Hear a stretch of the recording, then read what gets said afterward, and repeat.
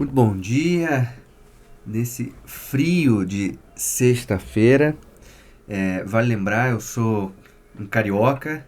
Não sei se ficou claro no meu sotaque, mas qualquer coisa é só pedir para eu falar isqueiro e chiqueiro. Né? No carioca sai basicamente a mesma coisa. Chiqueiro, isqueiro. Enfim, sou carioca por conta disso. Enfim, apesar de não ser um carioca muito praticante, qualquer coisa abaixo de 20 graus para mim já é sinônimo de quase neve. Então, sim, sexta-feira com frio aqui para mim.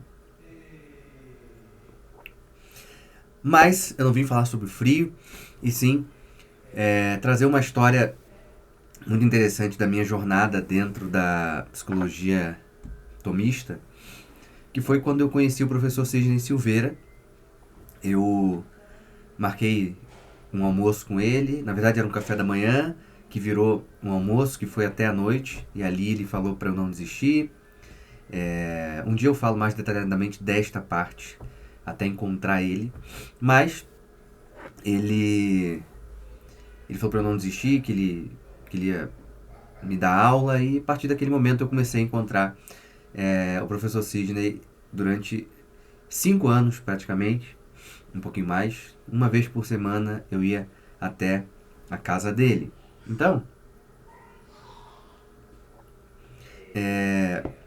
não sei se vocês estão vendo, tem crianças correndo pela casa agora neste momento, tá? Mas eu encontrava o professor Sidney algumas vezes na casa dele e outras vezes em um restaurante que era perto da casa dele. E aí eu comprei um gravador, eu comprei um caderno e eu sentava na frente dele. Na verdade, nem comprei um caderno, eu peguei 50, 100 folhas A4 em branco, encadernei, sentava na frente dele. Eu acho que esse gravador até hoje existe, se eu não me engano. Acho que está aqui numa mochila. Acho que está por aqui, não vou achar agora, provavelmente. Mas eu acho que ele está por aqui. Enfim, não vou achar agora. Mas enfim, isso não é tão importante. Mas eu pegava meu gravador, botava para gravar, pegava a caneta, abria o caderno e começava a escrever tudo que ele falava. Depois chegava em casa e ia transcrever todo aquele áudio que o meu gravador gravou. Então, isso foi uma rotina muito comum na minha vida, né? E outra coisa interessante era quando eu estava na casa dele. Ele tem uma biblioteca maravilhosa, com muitos livros, e eu tinha vergonha, eu era um cara muito envergonhado. E aí quando ele falava que ele ia no banheiro, eu pegava meu telefone, eu ia lá na, na estante dele e ia tirando foto ali dos livros, e antes dele voltar eu já estava com o telefone ali no bolso, na mochila, para ele não ver. Era, enfim, uma vergonha, né? Que eu tinha ali na minha frente um cara tão grandioso que às vezes eu não conseguia falar. E falando nesse aspecto de um cara muito grandioso ali na minha frente, quando a gente começou a estudar, eu lembro que no primeiro dia ele falou, a gente ficou, sei lá, 2, 3 horas ali, ele falando, dando aula. Eu saí dali e não entendi nada. Mas eu não entendi nada, a única coisa que eu entendi dele foi: ei, Rafael, tudo bem? Boa tarde, podemos começar? Foi isso. Então, você acha que é café aqui, né? Mas não é café. Eu tenho essa falha de caráter aí que eu não sei tomar café, mas o Davi Laranjeira vai me ensinar. Tá me ensinando, tá me ensinando. Então é só o mate que tá aqui dentro, tá? Então, voltando,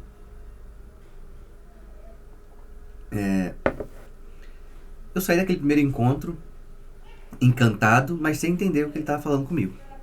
E aí, esse era o grande ponto. Será que eu vou entender? Eu falei, mas vou voltar lá. Semana seguinte, voltava lá, ele dava aquela aula dele maravilhosa, eu escrevia, saí dali, não entendia nada. Terceira, não, vou de novo. Terceira semana, anotei, ele dando aula, ele falando disso e aquilo. Acabou, não entendia nada. Ou seja, eu devo ter passado aí uns 2 meses assim, entendendo pouquíssimas coisas que ele falava para mim durante a aula. Não só porque era um tema distante daquele que eu estudava durante a faculdade de psicologia, afinal de contas, quando eu estava com ele, tinha ali. Eu estava no quinto período, quinto, sexto período, então Não era uma rotina de estudo, aquela ideia de metafísica, do ser, etc, etc, etc. Além do mais, tínhamos o professor Sidney, que tinha uma linguagem, que tem até hoje uma linguagem rebuscada, rebuscada, né? Tem todo um arcabouço teórico, conceitual. Então, eu não entendia. Mas eu sabia que na minha frente tinha um cara muito grande, que estava fazendo um ato de caridade comigo, que era me ensinar. Que olhou para minha história e falou, não, você não vai desistir da faculdade de psicologia, você vai necessariamente estudar comigo, tem que estudar comigo, vou te apresentar o professor Martim Etchevarria, etc, etc, etc. Então eu não podia desistir. Na verdade eu não queria desistir, mesmo não entendendo. E olha como é interessante, né? Porque como existe no mundo de hoje as pessoas que desistem muito fácil das coisas. Como se ao pegar, sei lá, qualquer livro aqui, comprei este livro aqui, Os Fundamentos Metafísicos da Ordem Moral, do Derisi, um baita livro, que tem aqui, deixa eu ver quantas páginas tem, 494 páginas. Eu nunca li nada de metafísica, então eu vou ler e vou achar que em 2 dias eu vou entender esse livro inteiro. E de repente, o sujeito vai ler a primeira página e não vai entender. Só que as pessoas param aí, como se elas acreditassem. E olha que ilusão, né? É uma ilusão realmente muito comum, acontece muito no consultório, nas pessoas que eu atendo. É uma ilusão de que não vai ter esforço para aprender. Uma ilusão de que elas acreditam em algum grau que elas estão prontas para aprender, para se desenvolver de uma hora para outra. E esquece que a vida tem toda uma dinâmica de processo mesmo, né? Então, imagina, se eu tenho essa ilusão, eu só ia encontrar o Sidney uma vez. E nunca mais ia encontrar. Então, é necessário, é muito importante que a gente consiga dar tempo para as coisas, para que a gente possa crescer, para que a gente possa se desenvolver. Porque é assim que as coisas funcionam. Muitos pacientes que eu atendo entram nessa dinâmica, né, de eu quero me livrar disso aqui. Tá, quanto tempo você tem isso? Eu tenho isso, sei lá, uns 20 anos. Você acha que você vai se livrar disso em quanto tempo? Não sei, quanto tempo a tua terapia leva? 1 mês dá? Isso é uma perspectiva irreal do próprio problema. E assim, também existe essa perspectiva irreal dos desejos. Era óbvio que eu queria entender aquilo que o professor estava falando comigo o mais rápido possível. Mas eu preciso reconhecer o meu tamanho. Eu preciso reconhecer até onde eu consigo entender ou não consigo entender. Mas você pode estar se perguntando, tá, Rafael, você não entendeu, e aí, o que você fez? Eu fui perguntar. Professor, isso aqui eu não entendi, pode me explicar de novo? Enfim, eu ia pedir para ele me explicar 30 vezes se fosse necessário. Só que eu queria aprender. Por isso que a relação do homem com as verdades precisa ser de uma certa submissão mesmo. Porque se eu acho que eu sou maior do que a verdade, quando eu não entendo algo verdadeiro, esse sujeito que se acha maior do que a verdade, olha e acha que a culpa é da verdade, não dele. E o movimento tem que ser justamente o oposto. Quando eu olho para algo que eu não entendi, aquilo ali é verdadeiro, eu tenho que melhorar. Eu tenho que crescer. E isso é um dos pontos que a gente acaba perdendo isso nos dias de hoje. Essa falta de vontade mesmo de querer estudar. Eu lembro de uma vez, em 2018, eu fiz um mini curso e a ideia era divulgar psicologia atomista. E aí, uma pessoa queria fazer esse mini curso e falou assim, você vai... ouviu? Miguel. Aí ela falou assim, Rafael, eu vi que você vai dar para os alunos alguns textos, né, do Martim Etchevarria, da Zelmira Seligman. Eu falei, sim. Você vai traduzir para a gente? Eu entendo, gente, que pode ser que um profissional ou outro não entenda de espanhol. Mas outra coisa é uma preguiça frente a isso. Entende? Ou seja, eu nem vou tentar traduzir.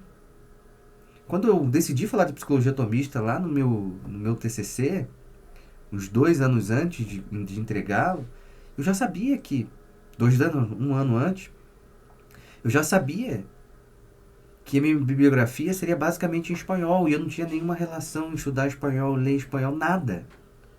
Só que eu estava tão decidido daquele negócio que eu comecei a me virar. Então, eu comprei um dicionário, eu abri o Google Tradutor, eu tentava traduzir e aos poucos eu fui avançando. Então hoje eu posso pegar qualquer livro em espanhol, vou abrir, vou ler este livro como se eu estivesse lendo um livro da minha língua. Entende? Mas isso não começou de uma hora para outra. Imagina se eu estivesse lá, mas eu queria entender espanhol de uma hora para outra. Mas quem consegue ser algo bom de uma hora para outra? Na verdade, até para você ter um vício, que é um hábito ruim, você também não consegue de uma hora para outra. Então, para a gente ser ruim, a gente precisa de tempo para ir piorando. Então, para a gente ser bom, a gente precisa de tempo para a gente ir melhorando. Então, é muito importante que a gente trabalhe em nós essa disposição. Que comprar livro é fácil. Comprar livro você tem que ter um pouco de dinheiro, um pouco de crédito no cartão, e você começa a comprar livro. Mas ter calma para se aprofundar, ter paciência, ter constância, é esse o ponto. E quando a gente se debruça para estudar algo, a gente percebe o nosso grau de ignorância. Ou seja, estudar um assunto relevante revela a nossa burrice. Só que quando a gente encontra a nossa burrice, então a gente começa a entender o que fazer para eliminar a nossa burrice. Muita gente, quando se depara com a própria burrice, se entristece. Ou seja, se você notou que você é ignorante em algo, agora que a vida vai começar a clarear para você. Só que o cara desiste desse movimento. E é isso que não pode acontecer. Então, é necessário entender que nessa jornada do conhecimento, e quando eu falo para você, eu não sei se você é psicólogo, mas você não precisa ser psicólogo. Você precisa ser alguém que queira estudar algo. Estudar é se encontrar com um nível de ignorância pessoal. Por isso que quando a pessoa estuda não estou com a Suma Teológica, estou com a Suma Teológica aqui em latim, né? Então a pessoa vai lá, abre a Suma Teológica e ele lê um parágrafo, ele, uau, que parágrafo, não entendeu muita coisa, mas ele achou impactante, aí ele memoriza aquilo e agora ele fica usando aquele trecho que ele memorizou para as outras pessoas. Ou seja, ele usa de um tema que é intelectual, de uma verdade que pode estar sendo falada dentro do livro, e ele usa para a própria vaidade. Olha que coisa absurda. Ou seja, então em vez de ele encontrar a ignorância, não entendi, quero me aprofundar nesse tema, vou tirar dúvida com um professor, com gente que mais sabe, ele fala, olha, como eu sou agora um super tomista, um super intelectual, etc, etc, etc. E o que isso faz? Faz com que o sujeito nunca encontre o próprio grau de ignorância. Então, não desperdice a oportunidade de encontrar com a própria ignorância, com a própria burrice. Porque é o único caminho que você vai ter para você deixar essa ignorância, para você deixar essa burrice de lado. Esse é um ponto vital para quem quer se relacionar com conteúdo intelectual, com estudos. Isso é fundamental. Por isso que, ao encontrar o Sidney, 1, 2, 3, enfim, 10 vezes, entender pouquíssimas coisas que ele estava falando, porque eu era burro, é esse ponto. Eu era burro, mas eu poderia ser menos burro ao continuar ali e aprendendo e tirando as dúvidas. Então, aqui está o grande ponto.